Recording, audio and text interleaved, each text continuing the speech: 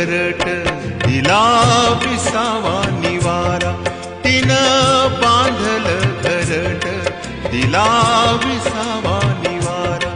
घेऊन या पंखाखाली भरविला मोती सारा, घेऊन या पंखाखाली भरविला मोती सारा.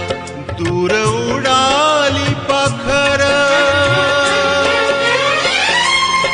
दूर उडाली पाखर, पांग आईच फिटाया.